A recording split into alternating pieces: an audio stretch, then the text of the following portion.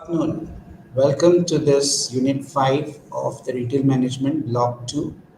Today we are going to look at the models of retailing, the diverse theories pertaining to retailing. We look into the wheels of retailing theory, which we had referred to during our interaction earlier in earlier units. We'll also look into something which has led to the emergence of something called scrambled merchandising, and also we will look into the various stages in the retail life cycle. Furthermore, we'll look into how the dialective process theory of natural selection applies to the area of retailing. As we have seen before, that we look into the retail industry from the point of view of a emerging scenario, because when you're looking into traditional formats to what we are having in organized retailing, a lot of these are happening primarily because of the changing retail environment, which we have already referred to in our previous sessions. And one of the key factors is that the way the consumer is responding to the kind of products that are what they are purchasing and the different categories of products and services that they are purchasing. They exhibit a wide variety of their purchase decision behavior, and hence, as retailers, it becomes important for the players who are in the space to understand what could be the best fit so that they can take advantage of the consumer in terms of their purchase behavior. If you look into the broad level, where does the retailer start off with? If you see, they start off of offering very low price products, which could be at a minimal profit level, because that's the entry level in the market. But then that is not going to suffice to all kind of products. Maybe it will depend upon the kind of products which customers look forward to in terms of low price variant, because as I just now told you, the customers behave in a different ways to different kind of products and services which are offered in the marketplace. So something which starts off maybe according to the concept of wheel of retailing, that any retailer would start off as a low value producer, giving products at very low priced values and looking into low profit margins. But as you go on to sustain that, it becomes a big issue, because you have to understand that retailing also talks about catering to the diverse needs of the customers. Even if you're talking in terms of groceries or staples, which the food and the beverages market, you'll find that the variety that you require from people is quite large. So for a retailer, even if a small time retailer, they have to invest a large extent in terms of the merchandise, which we have talked about. And similarly, it goes on for different other product categories. But the way the customers look up to it as a value seeking customer, or a person who's looking into low price variants, or somebody who's looking into the high-end market retailer outlets, the kind of expectation that customers have is very different. So for a retailer to cater to that, maybe at an initial stage they look into the entry level strategy of a low price strategy, where they're trying to look into the discount factors or giving it at a price which the customers can buy or adopt. But as you move along, you will find you may have to graduate into a brand sort of a thing, where the store becomes more accepted, it becomes more established, you have more footfalls, more customers coming to you, and you may change the gears. You may have to increase your kind of product categories that you are catering to. And maybe look into the pricing factors also, maybe move into more branded stuff and giving it at a fairly good profit margin. As well as you will also find that the engagement with the customer, something which today's customer are critically looking into, is the add-on value-added services and the kind of services which are they are expecting from these outlets. Many retailers trying to differentiate from the others by taking those kind of initiatives to differentiate themselves from the others. So, and of course, on the other hand, you have the upscale retailers who give a fabulous kind of a retail environment or a kind of services which is kind of an aspiration for many of the customers today. And obviously, you look into very organized retail happening there, where marquee players come into play in terms of category killers or in terms of specifically looking into the high end customers. So if you see the wheel of retailing, it looks into the emergence of the opportunities in the retail sector. But if you look into that broadly, you can classify into what the customer's expectations are. So if you see from a strategic point of view, retailers obviously look at the price sensitive customers. So you need to have a format which can take care of the price sensitive customer. But then you have to look into the product categories which are available there and what kind of economies of scale can you bring it in.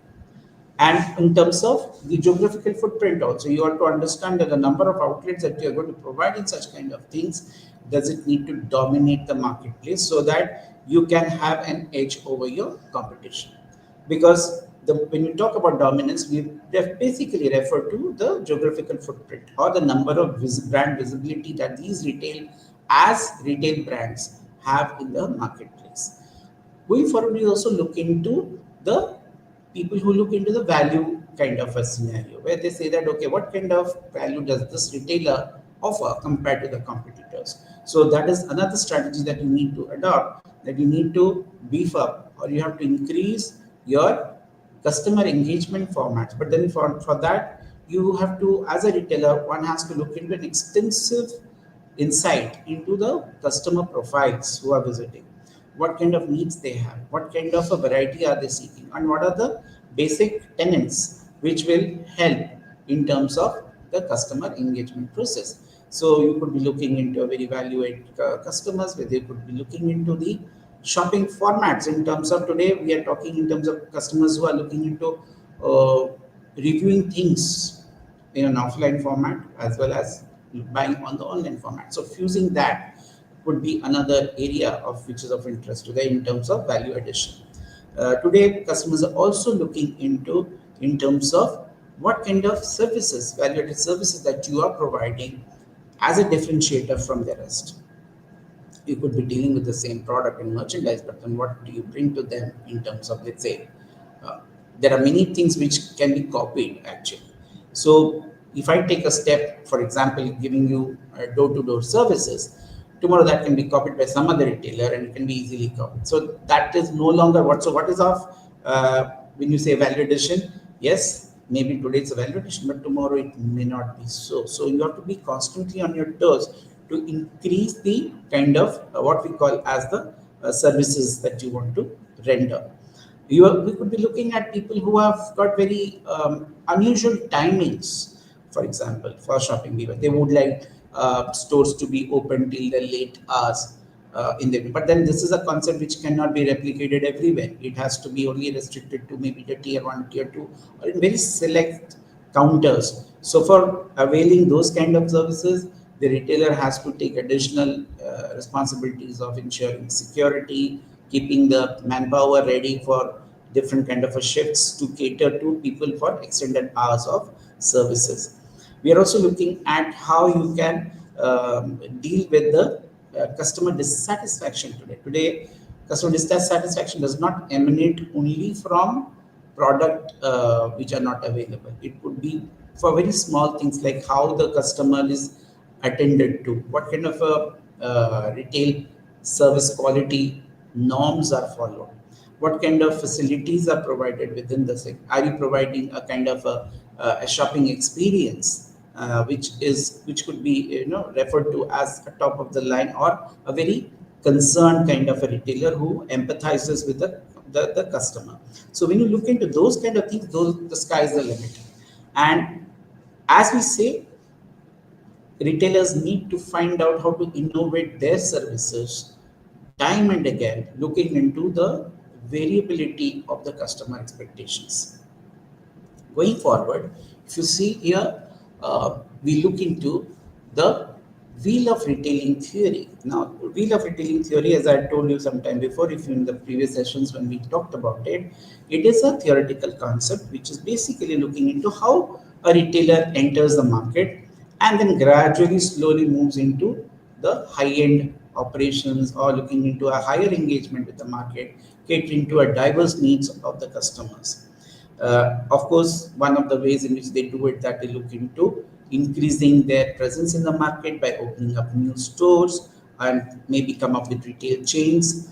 Then comes the question of how to sustain those in the long run. So as you move from the one stage to the other in the in the wheel of retailing, the kind of engagement from the retailer keeps on growing. So when you look into that, you will first look into the first level of these phases, which is called the entry phase, where we find retailers, as I've told you before, entering with very low prices and basic services to enter the market. But then, having said that, today everybody is kind of getting into that. The number of such players we are also getting from very small players who are getting into this space. So here, the number of the retail formats which are available, or retail stores which are available, could be very high. Now, when the number of retailers are high, it leads to a very high level of competition. So one has to create a kind of a differentiation in order to ensure that the customer is coming to their stores, what we call as the customer gravitation, or we talk about the attraction to the particular store.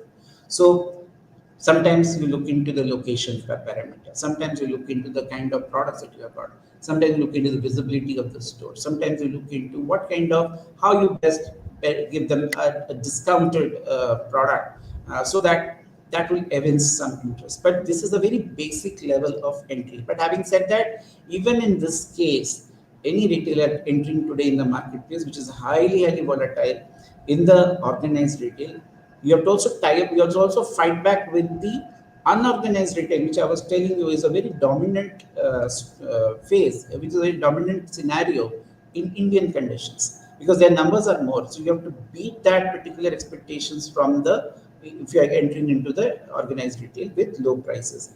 Another thing which you need to understand is that the cost of operating such things are also pretty high. Initially, maybe you will have to put money into the rentals, the manpower, the merchandise, and getting all these things call for money. And when you operate at low prices and when your profit margins are low, it sounds very attractive because if you do not get the volume of customers coming to your store profitability could be very seriously affected. The other end, as you move, so what they do into is they enhance their offerings, they enhance their products, they enhance their, as I told you, look into what kind of differentiators you can bring up. So that is the second stage where we look into trading up the services. If you look into the, that's something called the moderate level of services which you can try to bring in terms of customer offering. But as you move up, you'll find that even here also the number of players easily come in huge numbers. So as the numbers keep on increasing, you try to look into the high-end market, which I was talking about, that people who value more, who look for upscale products, who look for very exclusive kind of engagement with the retailers in terms of their products, in terms of the services, in terms of their offerings, in terms of their the engagement that the formats that they have. There again, the differentiators could be very high. The players who are there could be more branded. Large players can get into that, and they put a lot of investment in terms of ensuring that they are able to attract more customers or ensuring footfalls. So if you look into Walmart's evolution from a discount retailer to a full service store, as you move up the chain, the kind of engagement that is expected is very high. And as you move up the chain, you will find that people engage for your customers have different kind of engagements. And what kind of are they engaging for low end products? Are they engaging for high end products? Are they looking into services? So as we move up that, the operational cost becomes a kind of a major consideration for the retailer. So if you see here, so there are three basic level strategies that we can work out in terms of the wheel of retailing. When you enter the market, obviously the strategy is to be at a low end strategy where you offer products at very low prices, limited facilities, and also you deal with very price sensitive customers. Then, as you get into upgrading yourself, you move into the medium strategic level where the price is slightly becoming more moderate. You start giving them some flexibility in terms of being in the low price as well as in the slightly high price products and giving them quality products and so on and so forth. And you increase the facilities that you could provide to the end users.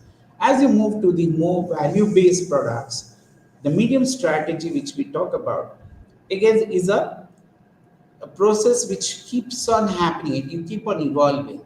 And if you're able to fight back your competition, you'll be able to attract more customers. And as you will look into the medium strategy is one of the most toughest for and the most competitive space, because most of them try to upgrade their formats so that they can cater to the market requirements. Then comes the question of a high-end strategy. High-end strategy, not many people would like, many retailers would like to get into it, but the big and the large players in the marketplace definitely have a say in that. If you talk about in the tier one cities, the high-end retail formats, you will find that they provide products at a very high level, maybe single branded outlets, where they really look into the customer engagement formats, where they really see that the customer is engaged throughout. And of course, the kind of customers who visit such stores are also very sorted. Like, for example, if you're talking about a Tanishq showroom, obviously, these kind of stores require a kind of very different kind of an approach to cater to the customer requirements.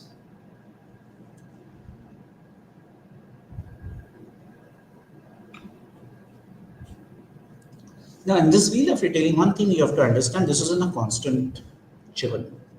So as you move from entry to trade up to vulnerability, you will find that new people join the bandwagon. Some of them lose steam. Some of the retailers, they come in big ways, and they try to disrupt the market. But at some point of time, they also lose the steam. And sometimes there are some players who actually create a lot of threat even to the established, retailers. You'll find that in case of the food chain markets, I can give an example where KFC opened up stores in that vicinity. From A to Z fried chicken outlets opened up within a span of 1 month or 2 months of KFC opening up.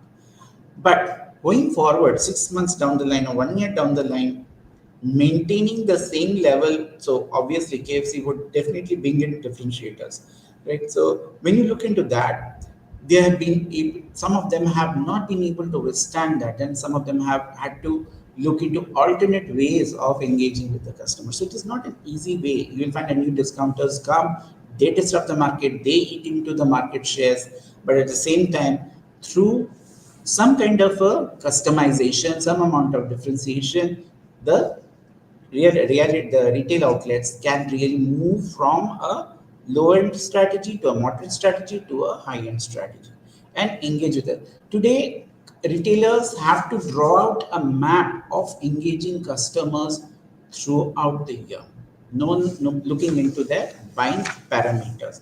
Until unless that is taken into account, it is going to be extremely difficult to identify. So identification of your customer profiles, mapping to their requirements, and then engaging with the right kind of retail formats. Maybe you start off with a small one, but as you grow, as you increase your number of stores, or as you add on more merchandise, as you beef up your facilities and move into better facilities, and location wise you give more chances to be visible, you will find that the retailer finds going very tough as you move up. And not only that, we are threatened by a continuous change in the way customers are looking at you as well as your competition. If your competition is offering something exclusive, they may go. So to note, you cannot say that. And in the price sensitive customers, you cannot expect customer loyalty, to be very frank. There are people, the customers also shift primarily because they do not, they can sacrifice their services to some extent. You cannot hold the same thing. Okay, a value seeker is looking for value at all times, may not be. So it's a situation that depends. So many retailers, though could be value seeking, but sometimes they also compromise on the services to go for price sensitivity. So which product categories you can play around with that, and you can offer it to the market, to the customers, is something which needs to be looked in from more minute, at a very insightful way, and coming up with a marketing, their retail strategy.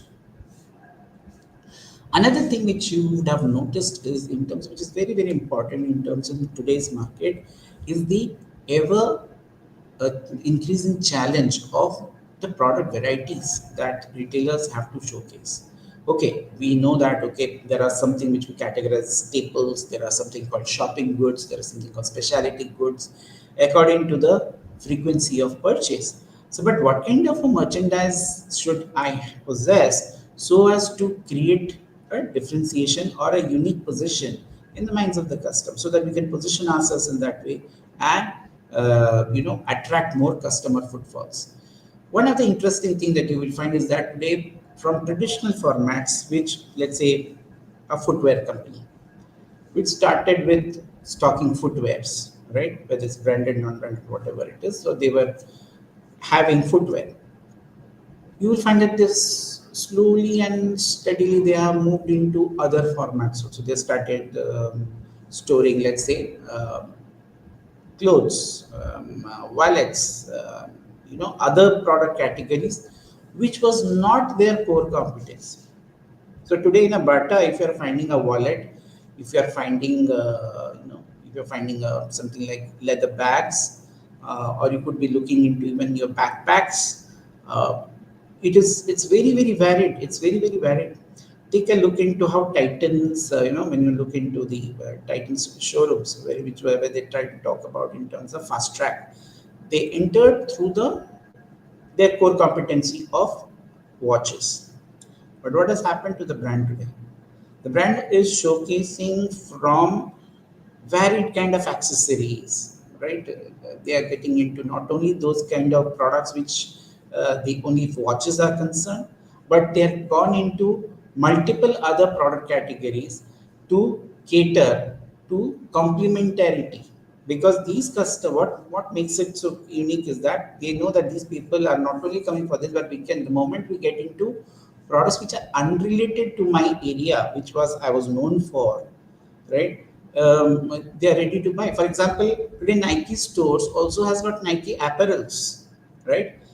Into jackets, something which they were not into, right? But today, if you see, they have opened up into multiple merchandise offering or unrelated. So they move from a particular area of concentration or related products to multiple products which could be unrelated to each other. Very classic point is that of Starbucks. If you see, Starbucks was many other retail outlets, the Dunkin' Donuts, or we talk in terms of McDonald's. In terms of the merchandise, not only they catered to the burgers or donuts, they started increasing their food products into multiple areas, and they have started giving beverages like tea and coffee. So much so that Starbucks started feeling the heat in terms of how to beat them in terms of, so now they have also started looking into unrelated products. They have started giving sandwiches, they are giving to scones or whatever it is, right? And no longer you are talking in terms of that it's only offering coffee. It is talking about an experience across.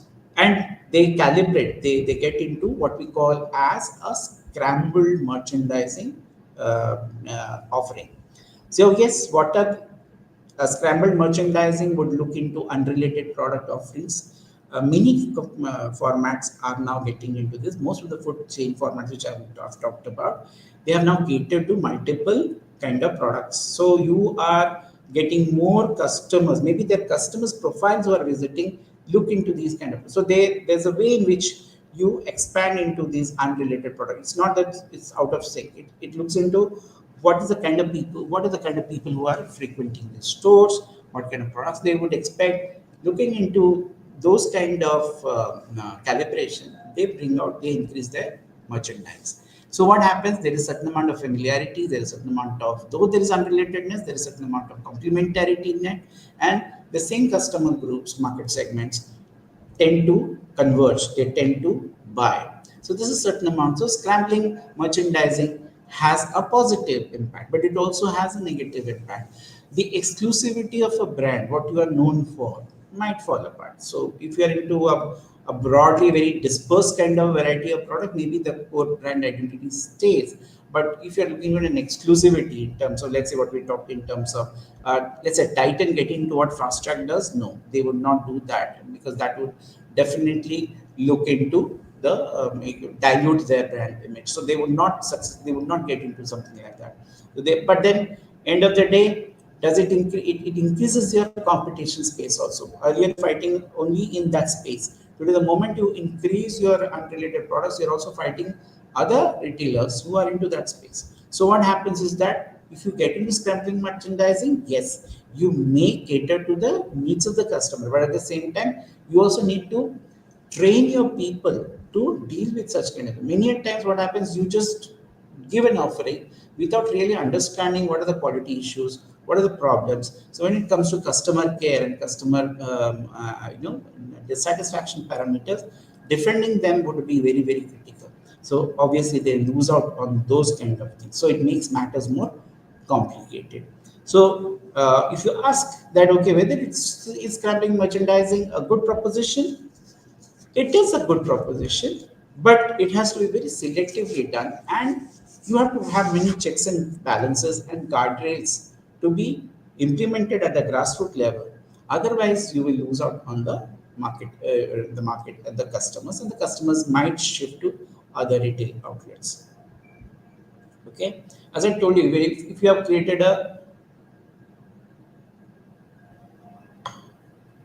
reputation of a discount store and suddenly you get into, just because you want to get into more product categories, you get into other product categories, and yes, maybe people may be interested to buy, but at the same time you're using your core identity.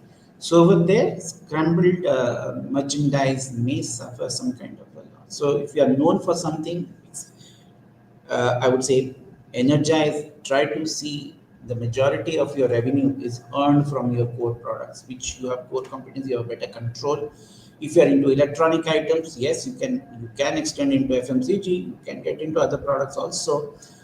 You can get into grocery staples, but then point is there is a limiting factor. So one has to understand the limiting factor.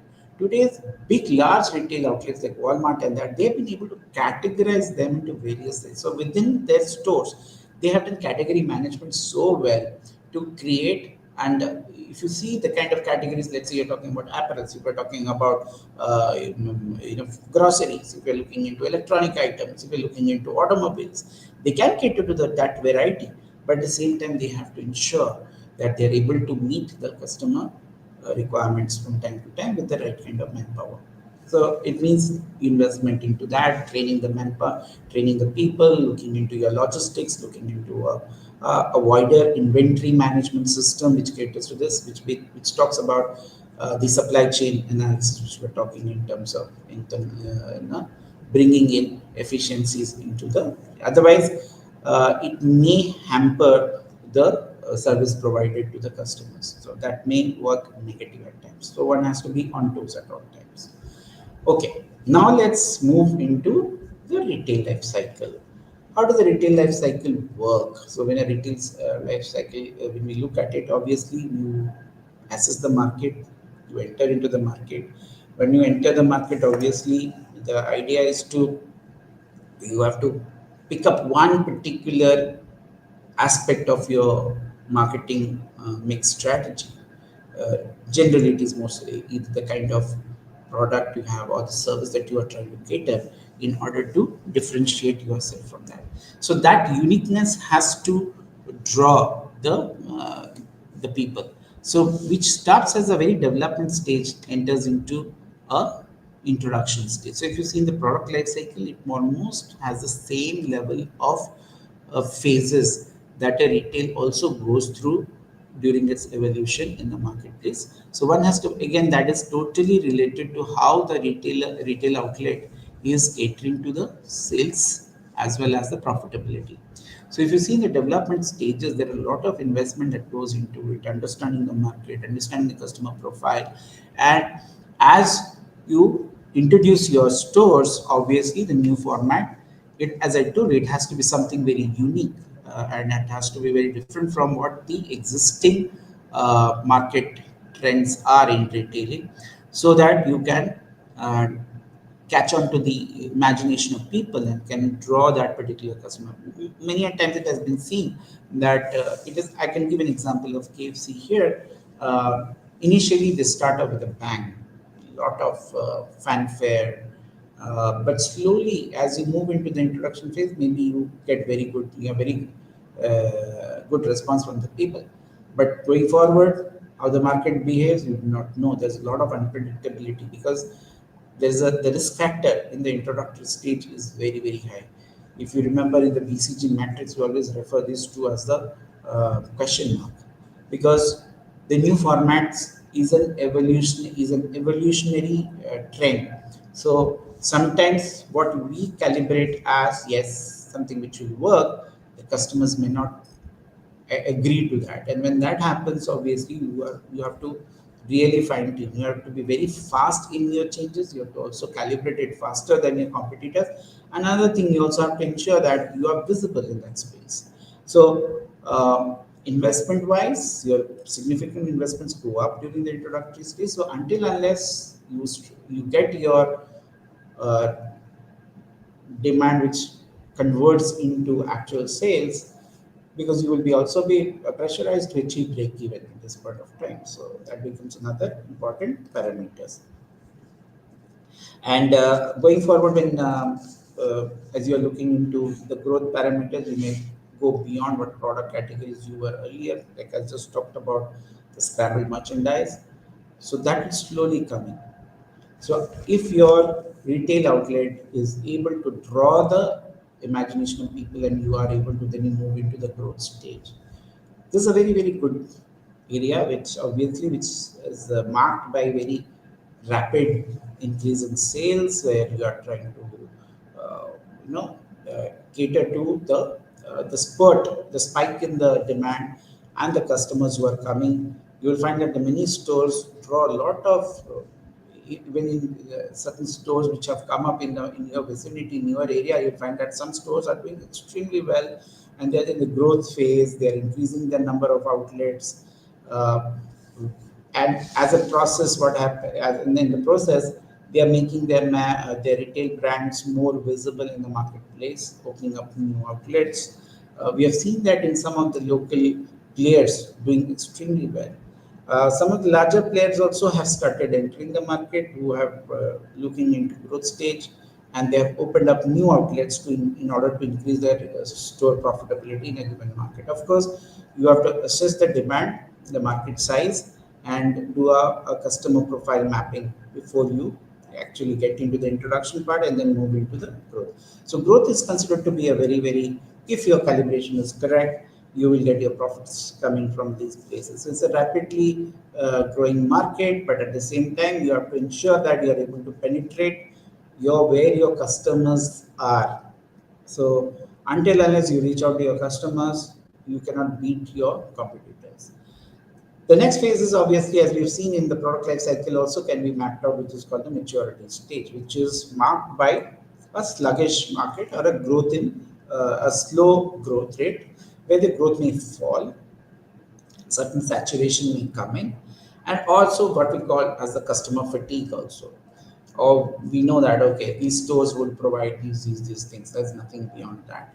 And as I told you today retail outlets are considered to be places which is to be bubbling with activity. It needs to be always be a kind of a place where excitement has to be maintained in order to excitement in terms of what new things are being provided, what new innovations are being added on, what kind of events are being conducted from time to time. So you find that malls management do a lot of promotional activities for various new product launches. They tie up with various companies and do product launches, do road shows, right? As a result of which you can beat that slower growth which is there. Because in the maturity stage, yes, you are known for something, but you are also struggling to connect with your customers as you move forward. So, or there could be other players in the market who are providing better services than you. So when that happens, uh, customers would shift priority. That they could exhibit a kind of a switching behavior.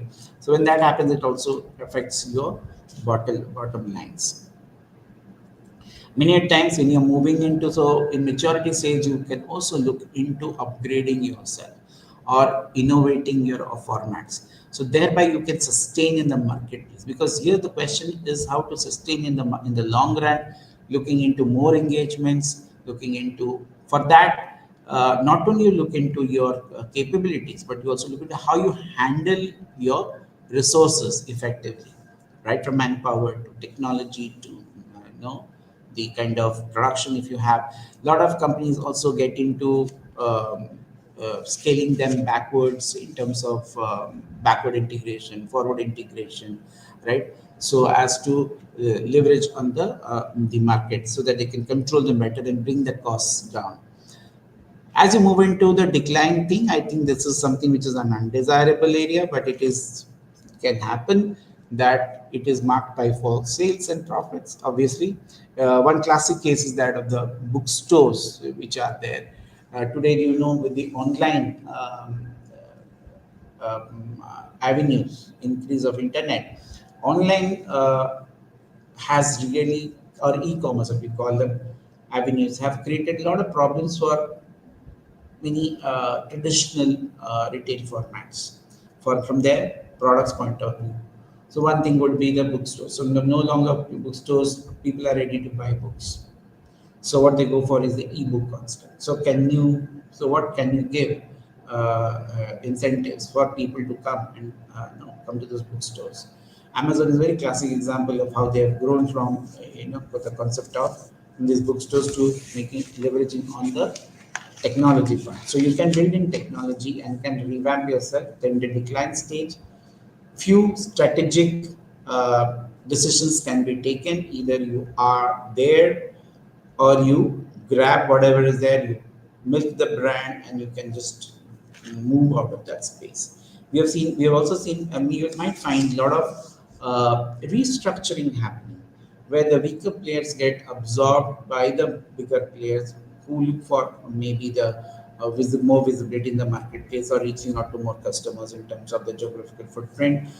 Sometimes the players who are in the decline, they would also like to revamp themselves. They have to come up with new avenues to establish themselves in the marketplace and rejig that market. Another thing which we look into is that moving into new forms of engaging with the customer. So this is a kind of a, when you look into the retail life cycle, one has to look into in terms of the decline, though we discuss it theoretically, but no retailer would like to get into that space, right? And so they would have ways and means to overcome that in the long run. So for that, they need to strategize well. They need to understand what kind of opportunities are there. Can they go for a diversification? If they diversify, where would they go? What are the new markets they can work out, or they can branch out to something else. Now, these are things which are at a very strategic level, which needs to be looked at and further crystallized into uh, granular tactical action plans at the grassroots level. Uh, Going forward, if you look into there's something called a dialectic process theory. Now, it's a very interesting phenomenon that we see that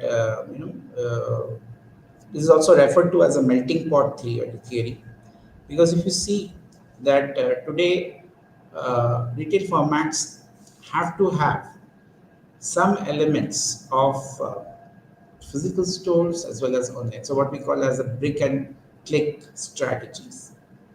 So yes, Amazon, Go, or any other, if you see retailers, they have blended their new formats where they are talking in terms of not only their physical stores but also look into the online parameters. This is something which is nothing new, it's something which has come up. Companies have started looking into omni-channel options, and especially for a country like India, you need to blend both of them in order to cater to the market well. Otherwise, you will lose out on the opportunities. Now, it's a very interesting phenomenon because you will find again we fall back on the what are the visibility that you ensure. Online gives you a kind of a visibility which is huge. Because you're on the net, you can be accessed by anybody, and you can reach out to maximum number. If you look into Fab India has been able to use this process very, very effectively. If you look into their stores, if you see their online, they have an online format, they also have a physical stores.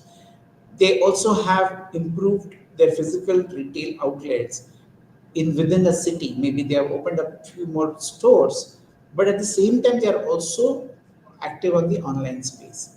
What's more, they've been able to integrate the online into the physical store, so they are enhancing the capability of the physical stores. For example, I'll give you, you go to a Fab India outlet and you say that, okay, I want a particular kind of a product, let's say apparel. I want a particular kind of a kurti, right? They say, okay, fine, but it's not available in that particular outlet. It's possible. So what do they do? So don't worry, they'll give you the online interface and say that, okay, we'll get it for you. You can have it delivered. So that's the validation that you are giving it. Or on the online space, you are searching for something you could place in order that, okay, I have a store nearby, can you make it available? Can I go and get it there? They could direct. So they have a very dynamic internet system, or the protocols by which you can actually migrate the customers to those outlets to give them better visibility on products, because a lot of people do research on the online space and often buy on the research, but then points they also require a validation of sorts in the offline outlets. So what they need to do is, smart retailers need to understand this: the kind of discount offers that you're offering on the online should be made available even in the physical stores. Because if I see a difference between a physical store and an online store in terms of pricing, we are very price sensitive people, right? Every customer is price sensitive to some extent. Majority of us are like that. So if we understand that which drives that particular behavior, we need to integrate that. Okay, on the online space we can make it, we can give you a wider variety of products. But if you really want to know something which is a touch and feel kind of a scenario, yes, you can come to our stores and you can make it. This has been very successfully done by Pepperfry, which I was talking about. They have created design studios where at select places where they're giving an opportunity for the customers to really come and touch and feel, because many products, it has been seen that online transactions, when you make purchases, has also led to an increased amount of products being either rejected, or you're getting into product returns for whatever reasons, whether the product quality is not as per what is being shown. So a lot of people now recalibrate into seeing it. For example, even automobile store, automobiles, you can buy online, but at the same time, you would like to see how there are demonstrations which are necessary. Do you want to buy an AC? Yes, you can buy it on Chroma stores, but you can go to a physical store and can make see the demonstration, and they will give you the same amount of services which an online perhaps cannot give. So services can only be backed up by the physical stores. So after sale services or whatever, I do not know, but then they can always create new avenues to reach out to this. And this dialectic process, which is a kind of an evolution and kind of a differentiator, is an effort by every retailer to cater to the growing appetite of customers in terms of innovation, in terms of value addition, in terms of excitement that they look forward to in the process of purchases. So today it is very interesting that how you create the content creators who look for the promotion of these retailers. They have to ensure that you are creating more call to action, uh, avenues for the customers, not only to engage with the online formats. Obviously, online format has its advantages that people don't want to move out, they want to be at the comforts of their home or their office, place an order. All that is taken. All that is taken care of. But today we are also faced with a lot of customers, especially the Indian customers that I've seen, they also would like to visit the stores. And mostly in those kind of products where the online format has a limitation in terms of giving them a complete picture. Yes, they could compare things, they could look at it. The first initial reaction could be there. If I'm seeing a car for the first time which is being launched, I said, oh wow, that's great. I would go for a 360-degree evaluation on an online format. But I have to also back it up with that. That's why you'll find that there's a pop-up which comes up that, okay, when would you like to fix up your um, uh, a visit to the store, or would like to go for some test driving formats. So they collect all these data points and create communication to keep that enthusiasm high. So you blend it so that both your opportunities, which are the touch points that you are creating in terms of physical stores as well as an online, they are able to synthesize the market. So it is depends on the concept of thesis and antithesis. So if you see one goes for a certain kind of a proposition, the other is a counter to that. But then if you can blend them well, you can curate into your strategy where you can leverage on the strengths of each other. You can bring a lot of synergy into it and can magnify or amplify the kind of benefits that the customers can get. And as you move from the wheel of retailing, as I told you, as you move from the low price strategy to medium moderate price strategy to the high end strategy, these things definitely help you in achieving a kind of connectivity with your customers like like never before. And this is something which will keep on happening. It will keep on increasing as we go forward. Okay. Next, move into it. In today's market, the retail sector is extremely competitive. There's no doubt about it. And as we go into the future, that as the projections are coming up, it's going to be $1 trillion. As I told you before, also in my inaugural sessions, and I told you that this is one sector which is going to stay for a longer period of time. But having said that, it also leads to say that the competition being high, how you are managing your resources, how you're managing your capabilities, how you're looking into including that technology part as a kind of a differentiator in the marketplace so that you are able to reap the benefits. That is something which is related to the survival of the retail outlets in the marketplace. So you find many players planning to enter this market. They do enter that, but end of the day, if you take a sneak peek of 5 years, how many people have come and have gone in the retail sector? In fact, many players have joined the bandwagon because of some kind of an excitement that was created in the marketplace. Okay, there is a pent up demand, hence people rush to it. But at the same time, sustaining that over a period of time becomes difficult. So we always talk in terms of this is a law of natural selection, where you have to understand that today you will be, if you are getting into something, it can be easily noticed by your competitors, right? And retailers also have to deal with not only the technology but competition, but also the changing consumer perspectives and also the internet. So as I was telling you some time before that you may have to strengthen your capabilities. So you find things like increasing your backend integration. You can into your supply chain. For example, if you are showcasing coffee, if you're a coffee outlet, earlier you were procuring coffee beans from some source. You were dependent on them, on your vendors. Can you look into as you increase your footprints, your geographical footprints as you enter new market, you're achieving more scale.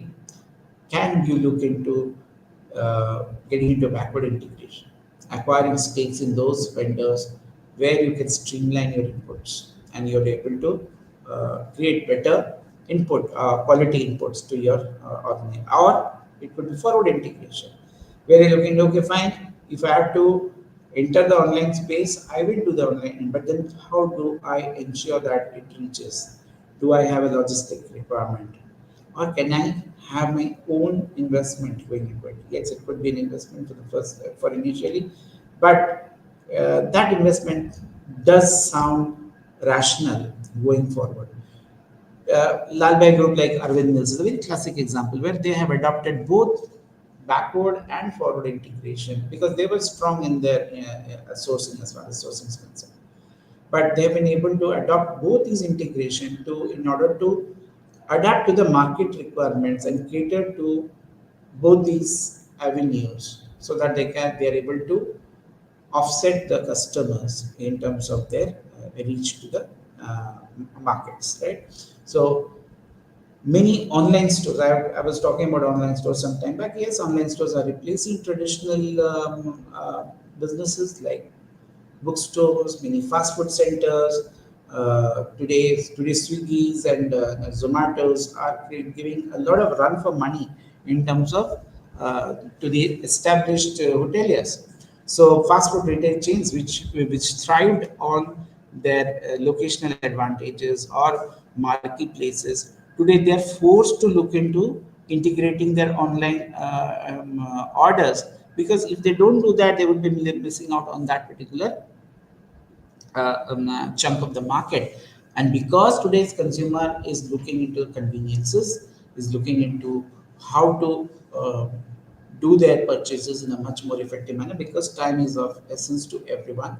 So today, from your confines of your home, if it's raining outside, I would not like to go out. I can place the order. Yes, that convenience can be made available. So for that to happen, it means that you have to make your social media integration, your website well tuned, supported by a very effective on the ground support system to take care of the though online is a kind of a thing which is coming up. These are some of the few challenges that they face in terms of transportation, in terms of warehousing, in terms of manpower, in terms of logistics, everything. So if you're talking about our online, just getting online is not enough because you have to end of the day you have to ensure that the product is reaching out to your target audience. So established players when they get into this, they have certain things already built into it, and when they get into forward integration, including these kind of stuff, they are able to cater to the market as well as looking into the dialectic process which I was referring to, where you are able to absorb the online the innovation that is happening into your fold in terms of customer offerings. As a result, you are able to give better purchase opportunities to the customers. Another thing is which we have talked about in the shift in the consumer behavior, right? Today, that is another area of adaptation that retailers have to be sensitive to. What we just talked about initially when I started the session today, that today we have to understand that gone are those days where I can put one kind of format to fit to all the customer requirements. No. Today, the reasons why customers come to me for different kind of products that I showcase is a different kind of engagement.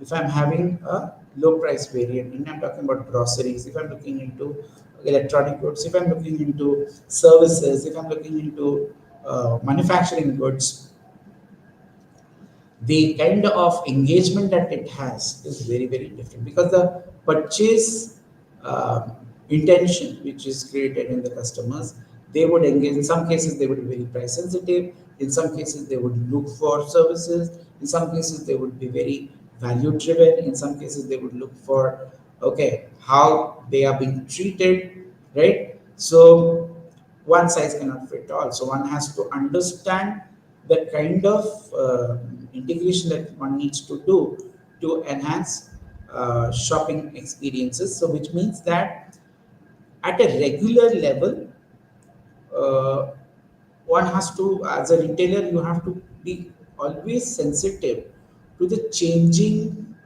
trends, taste, and preferences. Which means what you need to have key insights into the what the customers are looking forward to, and for that you may have to engage the services of research, market research agencies, who would vet this out. Nowadays, real-time research is also done using the technology. Today, when somebody is going and purchasing, how you are engaging them, how you are you know curating your products, giving them food for thought, or giving them that just looking into the buying signals, how you are proposing them at that right point of time so that they can take a decision in your favor. So that is something which needs to be looked into in terms of the current operations. So consumers are very much they also look into uh, stability. They also look into consistency. They also look into sustainable innovations which keep coming from the various retail performers in the marketplace. Just opening up a store is not how the store has been able to, from time and again, been able to showcase better products, things that they need according to their, yes, they're increasing their their geographical outlets, having multiple stores, that is fine. But then the retail format models also are tuned in to the diverse needs of the people.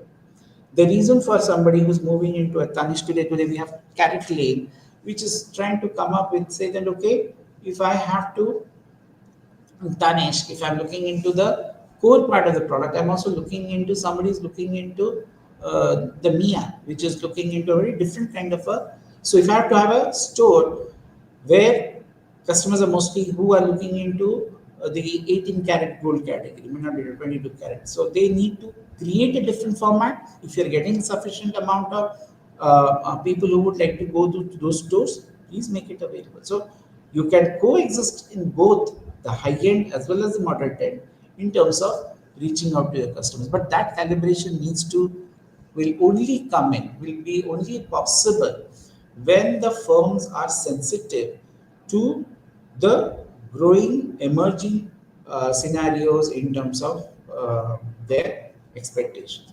Which means what, today the brand managers, the product managers have to understand, have to dive deep into consistently engaging with customers in terms of their changing habits, changing products. Obviously, keeping an eye on what the other competitors are also offering in the marketplace, because end of the day, it is a question of whether you are able to cater to those multiple things, and also how you use novelty.